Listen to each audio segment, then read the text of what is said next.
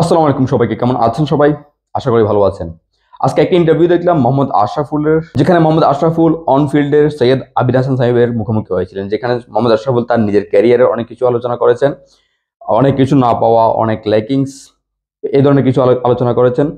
একই সাথে তার নতুন করে যে যাত্রা শুরু হয়েছে কোচিং ক্যারিয়ার নিয়ে, সেটি নিয়ে মোহাম্মদ আশরাফুল আলোচনা করেছেন। মোহাম্মদ আশরাফুল আমার বাংলাদেশ ক্রিকেটের প্রথম প্রেম, এবং অবশ্যই আমারও বাংলাদেশ ক্রিকেটের প্রথম ভালোবাসা মোহাম্মদ আশরাফুল। তবে সেখান থেকে পুরো ইন্টারভিউ থেকে দুটি পয়েন্ট আমি পিক করেছি, যেখানে মোহাম্মদ আশরাফুলের কোনোটি না, জাস্ট তিনি জানিয়েছেন, আর সেটি হচ্ছে সাকিব আল হাসান সম্পর্কে। তিনি দুটি পয়েন্ট যেটি আমি উল্লেখযোগ্য নিয়েছি, সেটির মধ্যে একটি হচ্ছে সাকিব আল হাসান বেশি প্র্যাকটিস করতেন না। কিন্তু সাকিব আল হাসান সেরা কিভাবে হলেন যদি বেশি প্র্যাকটিস না করেন?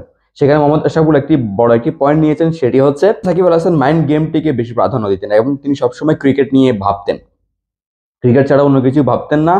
কোন প্লেয়ারকে কিভাবে খেলতে হয়, কোন প্লেয়ারের দুর্বলতা কোথায়, এই জিনিসগুলো নিয়ে তিনি পড়ালেখা করতেন, এবং সেখান থেকে তিনি তার নিজের যেই ক্লাস করাটা এবং প্লেয়ারটি নিয়ে ক্লাস করাটা এগুলো করে রাখেন, এবং সেটি মাঠে অ্যাপ্লাই করেন। আর তিনি প্র্যাকটিসটি খুব কম করে থাকেন সাকিব আল হাসান।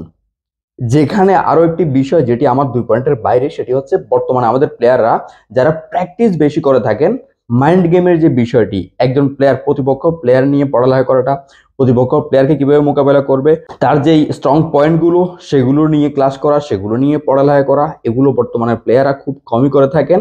তিনি যেহেতু এজ লেভেল থেকে শুরু করে বা বর্তমানে রংপুর রাইডার্স হয়েছিলেন, এরপরে গুলশান ক্রিকেট ক্লাবের হয়ে ঢাকা প্রিমিয়ার লিগে থাকবেন মোহাম্মদ আশরাফুল।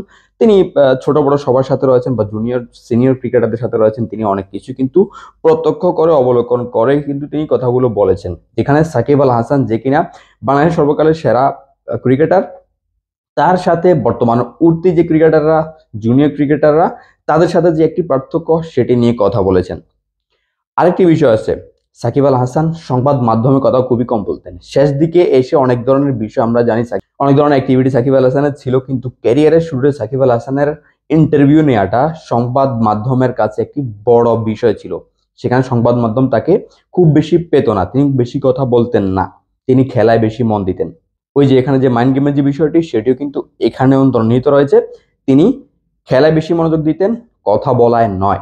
সেখানে একটি উদাহরণ আমার কাছে রয়েছে, যেটি বলা যায় খুবই সিক্রেট। আমাদের একজন স্বনামধন্য একজন ক্রীড়া সাংবাদিক, নাম বলবো না, তিনি একবার সাকিব আল হাসানের প্র্যাকটিসের মাঝে সাকিব আল হাসানের সাথে কথা বলতে গিয়েছিলেন, বা পরবর্তী আলোচনা করবেন বা কথা বলবেন এমন শিডিউল নেওয়ার কথা বলছিলেন। সাকিব আল হাসান তাকে শিডিউল দেননি।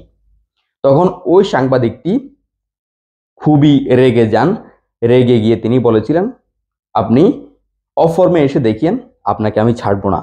শেষ পর্যন্ত তিনি তাকে অফ ফর্মে, যতদিন সাকিব আল হাসান মাঠে ছিলেন ততদিন অফ ফর্মে ছিলেন না, যে কারণে তিনি সেই সুযোগটি শেষ পর্যন্ত পাননি। যদিও অফ ফিল্ড অ্যাক্টিভিটিতে সাকিব আল হাসান অনেক ধরনের সুযোগ কিন্তু সাংবাদিকেরা পেয়েছিল, ক্রীড়া সাংবাদিকেরা পেয়েছিল, সোশ্যাল অ্যাক্টিভিস্টরা পেয়েছিল, সেগুলো নিয়ে অনেক সমালোচনা হয়েছে। তবে মাঠের যে সাকিব আল হাসান, তার সমালোচনা কেউ পায়নি। এই যে দুটি পয়েন্ট, এই দুটি পয়েন্ট কিন্তু বর্তমানে ক্রিকেটারদের জন্য অনেক বেশি জরুরি। যেখানে মোহাম্মদ আশরাফুল নিজে স্বীকার করেছেন তিনি অনেক বেশি পিছিয়ে ছিলেন, তিনি এই বিষয়গুলো খেয়াল করতে পারেননি বলে খুব বেশি সফল তিনি হতে পারেননি। তার উপর মানুষের আশা যেমনটা ছিল, তিনি আশার ফুল ছিলেন, সেই হিসাবে তিনি তেমনটা বাংলাদেশ ক্রিকেটে তিনি দিতে পারেননি, তিনি নিজেই সেটি স্বীকার করেছেন। সাকিব আল হাসান যে ইন্টারভিউ যে বিষয়টি বর্তমানে আমরা আমাদের প্লেয়ারদের কাছে যেটি সবচেয়ে বেশি আমরা লক্ষ্য করে থাকি, সেটি হচ্ছে এক ম্যাচ ভালো খেললেই সংবাদ মাধ্যমে এসে অনেক ধরনের কথা বলা, অনেক কিছু বলা, এর পরবর্তীতে আবার ধারাবাহিকতা যে বজায় রাখতে গিয়ে তারা ফেল হয়ে যাওয়া। তখন তাদের যে পারফরমেন্স নিয়ে, তাদের যে সেরা খেলাটা নিয়ে, সেটি অনেক ধরনের হাসাহাসি, অনেক ধরনের তামাশা হয়ে থাকে, যেটি কিন্তু খেলোয়াড়দের একটি ল্যাকিংস বলা যায়। এবং সাকিব আল হাসান, যে কিনা বাংলাদেশ থেকে সেরা হয়েছে, বিশ্ব সেরা হয়েছে, তার কাছ থেকে একটি শিখার বিষয় প্রত্যেকটি প্লেয়ারের জন্য।